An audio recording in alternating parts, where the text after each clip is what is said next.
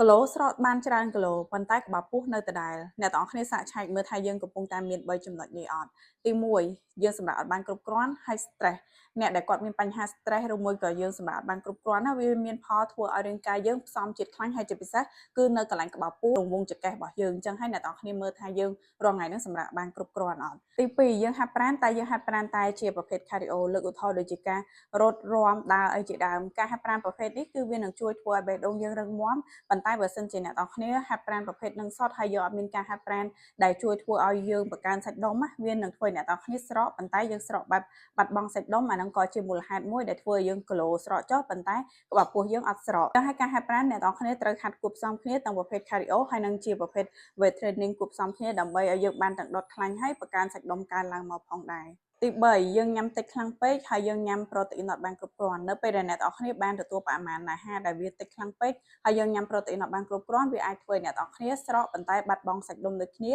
ក៏ជាមូលហេតុមួយដែលធ្វើឲ្យយើងស្រកប៉ុន្តែក្បាលពោះយើងនៅដដែលហើយអ្វីដែលសំខាន់ហ៊ានតែញ៉ាំលើសដើមមកបន្តិចគឺងាយនៅក្នុងការឡើងគីឡូតែម្ដងហើយសម្រាប់អ្នកដែលមានគោលដៅចង់ស្រកប៉ុន្តែអត់មានពេលក្នុងការធ្វើរបបអាហារខ្ញុំណែនាំជាមួយនឹងអាហាររូបត្ថម្ភមួយកែវនេះក្នុងមួយកែវហ្នឹងគឺយើងដឹងថាយើងបានទទួលបរិមាណកាឡូរីប៉ុណ្ណាសារជាតិអាហារប៉ុណ្ណាអញ្ចឹងហើយនឹងធ្វើឲ្យអ្នកទាំងអស់គ្នាងាយស្រួលនៅក្នុងការគ្រប់គ្រងកាឡូរីងាយស្រួលនៅក្នុងការគ្រប់គ្រងអាហារនិងធ្វើឲ្យយើងបានទទួលលទ្ធផលលឿនផងដែរសម្រាប់អ្នកដែលចាប់អារម្មណ៍អាច comment ពាក្យថាចាប់អារម្មណ៍នៅខាងក្រោមវីដេអូនេះបានចាខ្ញុំផ្ដល់ព័ត៌មានលម្អិតជូន